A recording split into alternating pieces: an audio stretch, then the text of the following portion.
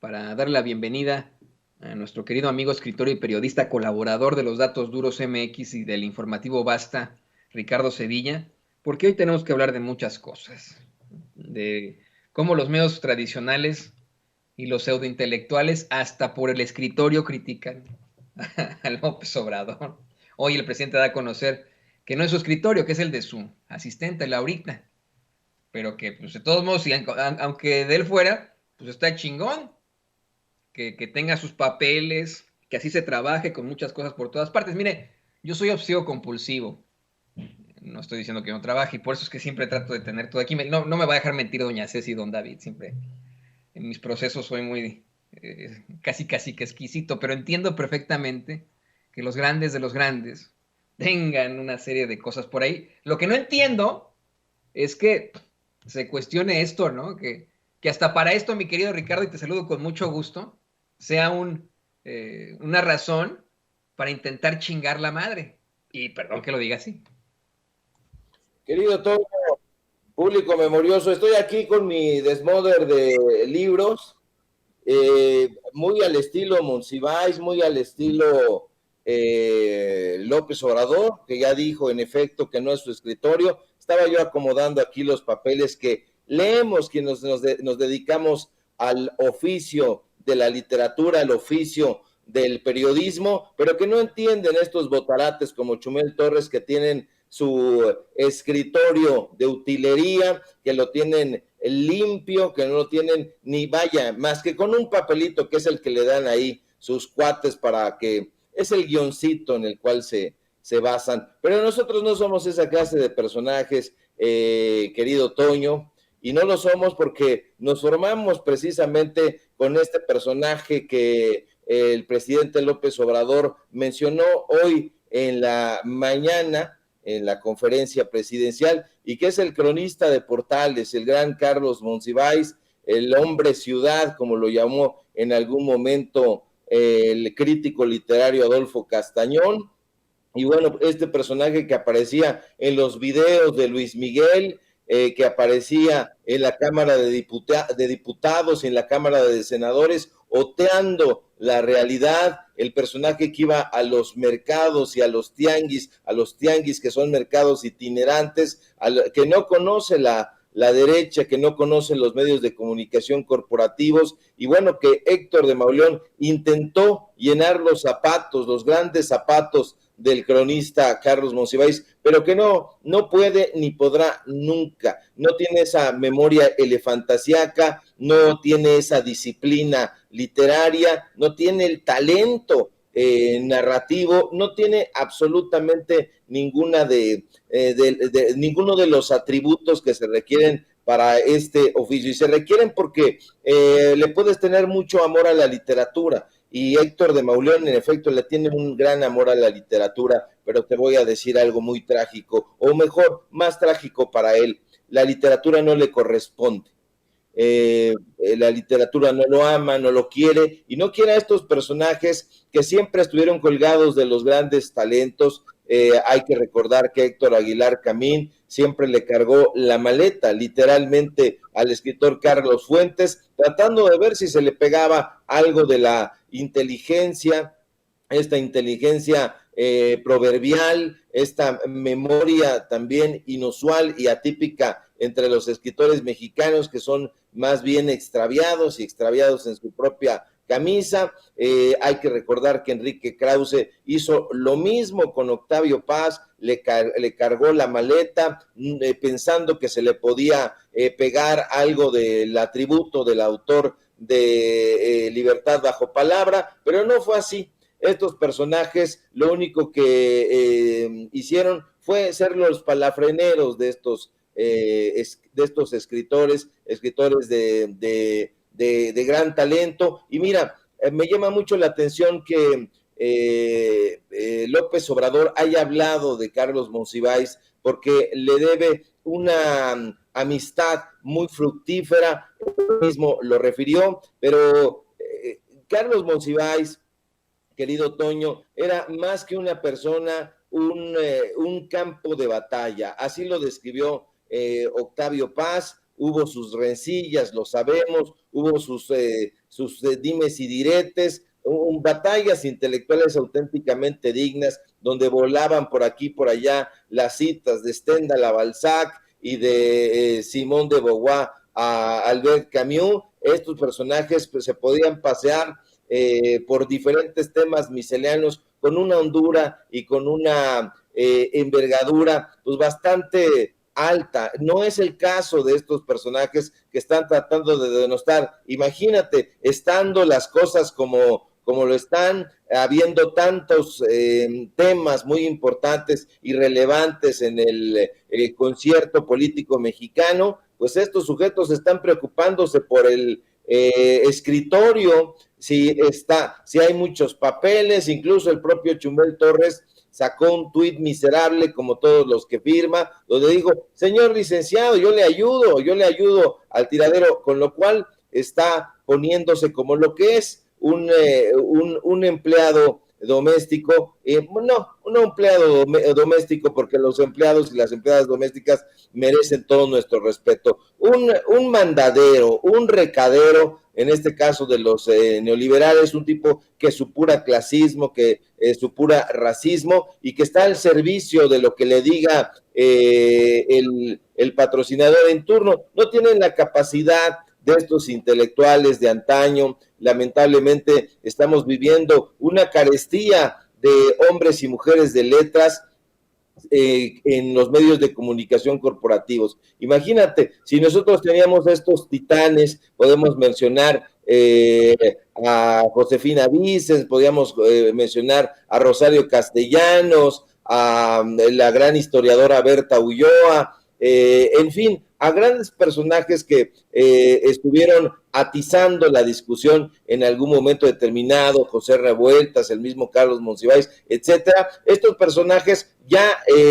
están teniendo como estandarte, en contraparte, a gente como Eduardo Lalo España, a Eugenio Derbez, a Chumel Torres. Entonces, hace muy bien el presidente López Obrador en darle una calidad importante a la máxima tribuna de la comunicación en este país, por lo menos en los últimos 4 años así ha sido, ha dado el tema para analistas, ha dado el tema para medios de comunicación, tanto corporativos que no tienen imaginación, como los medios de comunicación independientes que tratamos de salir con nuestros propios medios a enfrentar esta bataola de ataques en contra, no de López Obrador, porque no es nuestra lucha defenderlo, creo que se defiende solo el presidente, sino defender la transformación del pueblo de México. Esos personajes no quieren que se transforme México, Toño, porque saben que la transformación implica despertar,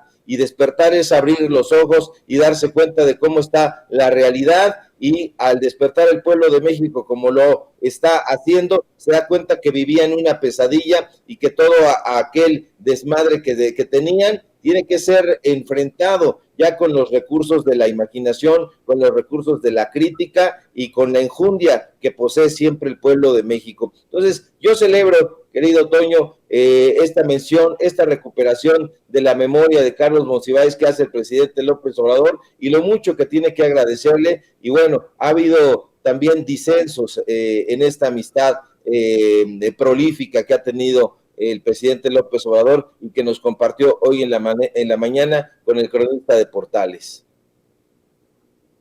Qué interesante esto que nos platicas. Yo quiero insistir también en eso. A mí, más que pues pensar en lo grande que fue a alguien como el cronista de Portales, que tú bien le llamas, a Carlos Monsiváis, pues creo que es exagerado que incluso sea esta una razón para el golpeteo, ¿no? O sea, es absurdo, y aparte de todo es, pues, chistosón, ¿no? O sea, lo sigue exhibiendo. Imagínate, yo quiero seguir pensando, planteando esa parte histórica. En el futuro, las nuevas generaciones revisarán este tipo de contenidos y ellos van a ser los que decidan, tengan o no una formación conservadora, liberal, lo que tú quieras, Ricardo, público consentido, ¿no? Van a voltear atrás al pasado, van a revisar estas críticas a López Obrador, porque se sentó en el escritorio de su asistente que estaba desordenado, ¿no?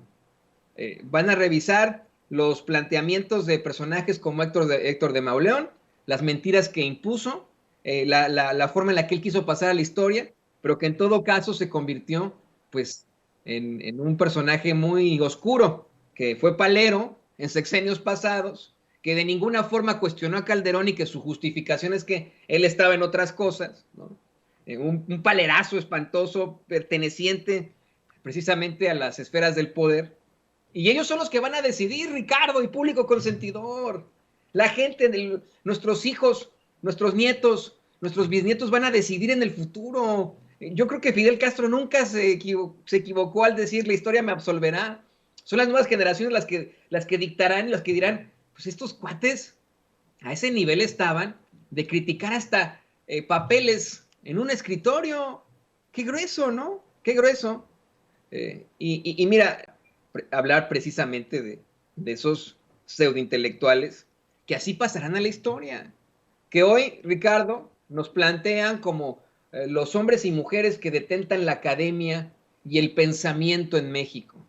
La clase intelectual que es la que nos puede orientar y guiar en medio de la oscuridad, y que no es así, que son simples personajes con apellidos de alto pedorraje, impuestos desafortunadamente en los medios de comunicación, en la política, en precisamente la academia, y que en la realidad pues son unos pobres pendejos, como el tipo Óscar Gastelum, quien estoy convencido tienes más información sobre él. Hoy el presidente López Obrador calificó de vulgaridad mental y deshonestidad intelectual que Óscar Gastelum, a quien tienen como intelectual, entre comillas, ¿no?, de la revista Letras Libres de Enrique Krause, lo acuse de construir un narcorrégimen militarizado, tomando en cuenta que pues el palero en sexenios anteriores de Héctor de Mauleón difundió en el Universal un supuesto cable secreto del gobierno de Estados Unidos que hablaba de vínculos de Américo Villarreal con el crimen, pero que el propio embajador Ken Salazar desmintió. ¿Qué opinas de esto, querido Ricardo Sevilla? Querido Toño, pues mira, estos personajes están dejando una estela con olor a azufre, son personajes que militan en esa misma causa ideológica, que es la causa del conservadurismo, yo diría neoconservadurismo. Además son tipos ultra, ya se formaron en las huestes de Guillermo Sheridan Prieto, este personaje que fue director de la Fundación Octavio Paz, y Óscar Gastelum junto con Julio Trujillo forman parte de las huestes de Guillermo Sheridan, este sujeto que también le cargó la maleta a Octavio Paz. De hecho, el propio Emilio Azcárraga Gin lo nombró en su momento director de la Fundación Octavio Paz, y ahí daban cursos no de poesía sobre Octavio Paz, el poeta de Mixcoac, no, daban cursos ideológicos, daban cursos donde entre ellos mismos se cachondeaban, entre ellos mismos se deferían, se tributaban, y pues bueno, ahí teníamos entre esos cursos a Gastelum, teníamos a Christopher Domínguez Michael, a Aurelio Aciain, ahí justamente en la calle de los Presidentes, así se le conoce, en el corazón de Coyoacán, en Francisco Sosa, donde tenía sus instalaciones la Fundación Octavio Paz, nada más ni nada menos que con el dinero de los empresarios, con el dinero que además le quitaron al pueblo de México, porque fue a través de fundaciones de la fundación de Germán Larrea, de la fundación de la familia Ramírez, de Alejandro Ramírez, el dueño de Cinépolis, de todos estos personajes que una y otra vez nosotros hemos denunciado y hemos escuchado de sus corruptelas, no son de ahora. En este sexenio, Toño, se les está exhibiendo, pero ya datan de mucho tiempo atrás. Estas besanias y estas traiciones al pueblo de México tienen mucho tiempo ya ahí enquistadas, y bueno, forman parte de esta campaña que ha tenido siempre la derecha en contra del pueblo de México. Sí, a lo mejor suena muy reduccionista, muy maniqueo, pero ha habido un pueblo bueno y una clase empresarial absolutamente mala. lesiva, siempre le decimos, y han estado en coordinación siempre con el PRI y con el PAN, y bueno, pues ahora con sus partidos rémora. Eso justamente es lo que ha tratado de desactivar el presidente López Obrador, exhibiéndolos en la máxima tribuna, hablando de Claudio X González y estos intelectuales de cabecera. Y si le echamos un ojo ahí a los directorios de estas organizaciones, entre comillas, civiles, porque así es como se presentan, nos vamos a dar cuenta que ahí vamos a encontrar a Emilio Álvarez y Casa, que ahí vamos a encontrar a Héctor Aguilar Camín, vamos a encontrar a Amparo Casar, son exactamente los mismos personajes que tienen secuestrado los medios de comunicación corporativos y que se han heredado incluso los espacios, o cómo nos explicamos el hecho de que Enrique Krause haya escrito desde la fundación del periódico Reforma en ese pasquín y hoy sigue escribiendo ahí, pero no solamente él, sino además su esposa Isabel Turrent, además sus hijos, León Krause y Daniel Krause, y bueno, y todos estos personajes que han estado ahí, y que no solamente han estado ahí, sino que además se han ido sus huestes a otros medios de comunicación y ahí van llevando su estela. Al Financiero, por ejemplo, se mudaron y allá se llevaron a Daniel Krause y se llevaron también a Fernando García Ramírez, el ex subdirector de Letras Libres. Entonces, mirando por aquí, por allá, nos vamos a encontrar a esos personajes y lamentablemente también resulta que están enquistados en los medios estatales. Habría que hacerle un llamado, o yo le haría un llamado a Genaro Villamil y preguntarle qué está pasando. Ya pasaron 4 años y vimos ahí a Gibran Ramírez enquistado, vimos a estos personajes golpeando en la Cuarta Transformación a las primeras de cambio, y bueno, son los intelectuales que está tratando de exhibir muy bien el presidente López Obrador. En el caso de Gastelum, te digo, es un sicario de poca monta, es un personaje que se formó en las huestes de Guillermo Sheridan, este sujeto que está ahí luchando en contra de la sensatez y teniendo una batalla descarnada en contra de taxistas, de vendedores ambulantes, del pueblo, pues, de la gente que lucha y que lucha por la sobrevivencia, pero que adicionalmente alimenta las estúpidas páginas de estos mequetrefes. Sí, en definitiva, y quieren poner en el mismo saco, en el mismo nicho, deja tu saco, en el mismo nicho, en esa capilla de los intelectuales, a tipos que, bueno, pues están muy, muy lejos de la intelectualidad y que lo demuestran con su forma de hacer planteamientos, como es el payasito de la tele Jorge Ramos, y porque hoy el presidente López Obrador no tuvo suficiente exhibiendo ayer a Jorge Ramos. Hoy retomó el tema al insistirle al payasito de la tele que lo conoce a él y a sus patrones conservadores, que te conozco, bacalao, aunque vengas disfrazado, le dijo otra vez. Dice que los tiene muy bien fildeados. Y más adelante cuestionó que Ramos no le creyera que esos sus patrones sí quieren más fallecidos con la pandemia, ¿no? O sí querían más fallecidos con la pandemia y con la violencia en México. ¿Tú qué opinas de esto, Ricardo? Yo opino, querido Toño, que Jorge Ramos es y siempre ha sido un ciego y un recalcitrante, y por eso está del lado de una causa infame, que es la causa del neoliberalismo, y como sabe la gente, el neoliberalismo está en contra del beneficio para el pueblo, y bueno, pues este personaje no tiene idea, es un personaje entrón, dirían en el barrio, un personaje que va echado para adelante, un beligerante, un pendenciero, un periodista, entre comillas, que sale de la farándula, hay que recordarlo eso siempre, y que en ese sentido nunca se ha logrado quitar su disfraz de comediante, de histrión, de opereta, y bueno, esta frase abracadabrante con la que inició el día de ayer, tengo que comenzar con malas noticias, o sea, esto es absolutamente amarillista y continúa, su gobierno ya es el más violento en la historia moderna de México, él no es historiador, él no tiene idea de lo que es la historia, ni moderna ni pasada. y carece de todo sustento riguroso para hacer ese tipo de afirmaciones a rajatabla, pero lo que hace él es elevar la voz, elevarla teatralmente. Él busca, querido Toño, que López Obrador pierda los estribos, porque sabe que el presidente López Obrador es un personaje que pudiera llevarle muchísima audiencia a sus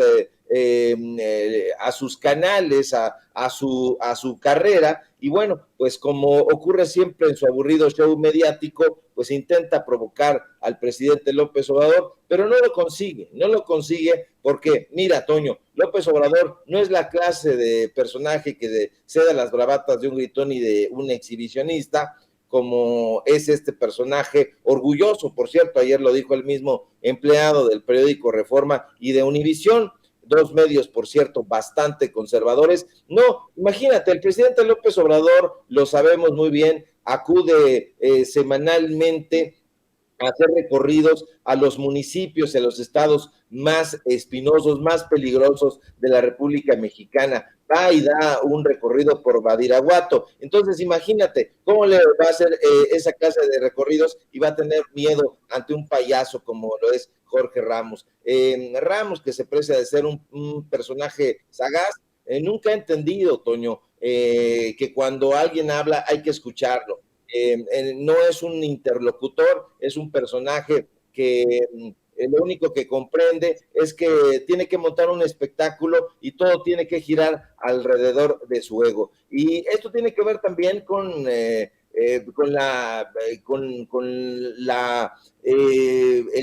ideología, esta ideología conservadora que está puesta también al servicio, no, más bien paga a los periodistas que se dejan engatusar con el dinero para que digan tal o cual cosa. Entonces, este sujeto pues no goza de la popularidad ni del reconocimiento de la gente, del pueblo, a diferencia, a la gran diferencia que existe entre él y un personaje como Carlos Monsiváis, es que Carlos Monsiváis tenía la aprobación, tenía el cariño, tenía la anuencia del pueblo de México porque recorría sus calles, porque recorría sus entrañas. Este personaje no, este personaje vive en Estados Unidos, vive pues en el extranjero y viene aquí, arma un show para llevar audiencia, porque sabe, insisto, que sería fabuloso que López Obrador estallara, pero un presidente que recorre las zonas